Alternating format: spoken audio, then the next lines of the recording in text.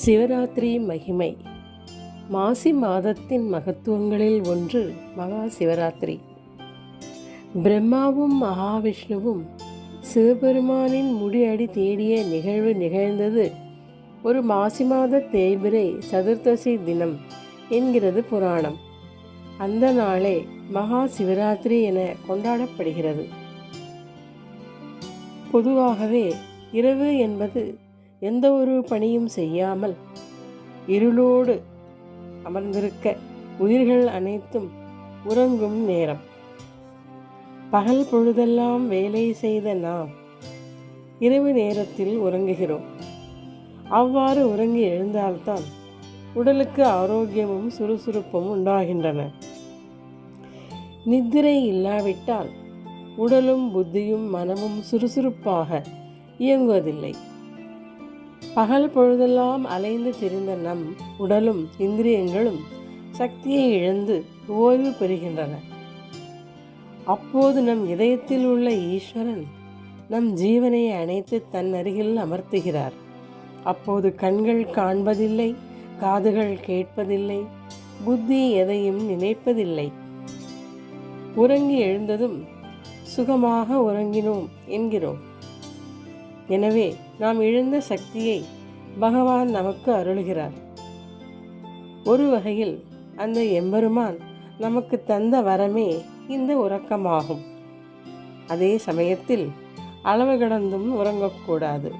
அதே போல இந்த மண்ணுலகம் விண்ணுலகம் ஒரு தருணத்தில் வேலையை விட்டு எம்பெருமானிடம் ஒடுங்குகின்றன. இந்த நிகழ்வே மகா பிரளயம் எனப்படுகிறது. நாம் தினந்தோறும் உறங்குவது தைநந்தின பிரளயம் எனப்படும். நாம் பகல் பொழுதெல்லாம் வேலை செய்து களைப்படுவதைப் போல ஸ்திதி காத்தல் காலத்தில் உலகெல்லாம் வேலை செய்து களைப்படைகின்றன. அந்த பிரபஞ்சத்துக்கு இழந்த சக்தியை அளிப்பதற்காக சிவபெருமான் தனக்குள் அதை லயப்படுத்துகிறார். அவ்வாறு உலகம் சிவனிடம் ஒடுங்கிய நாளே சிவராத்திரி என்பர். அன்று சிவனை தவிர வேறு எதுவும் இல்லை. அதனால் சிவனை விட்டு என்றுமே எப்போதுமே பிரியாதவளான உமையவள் அந்த பரமேஸ்வரி அன்றைய இரவு தினத்தில் 4 ஜாமங்களிலும் சிவபெருமானை எம்பெருமானாரை ஆகம முறைப்படி பூஜை செய்தாள். பொழுது விடிந்தது. சிவனாரை வணங்கிய அம்பிகை, சுவாமி, தங்களை நான் பூஜித்த இந்த இரவு சிவராத்திரி என தங்கள் பெயரால் அழைக்கப்பட வேண்டும். அதோடு சிவராத்திரி அன்று சூரிய அஸ்தமனம் முதல் மறுநாள் காலை சூரிய உதயம் வரை தேவர்கள் உட்பட்ட எல்லோரும் தங்களை பூஜிக்க வேண்டும்.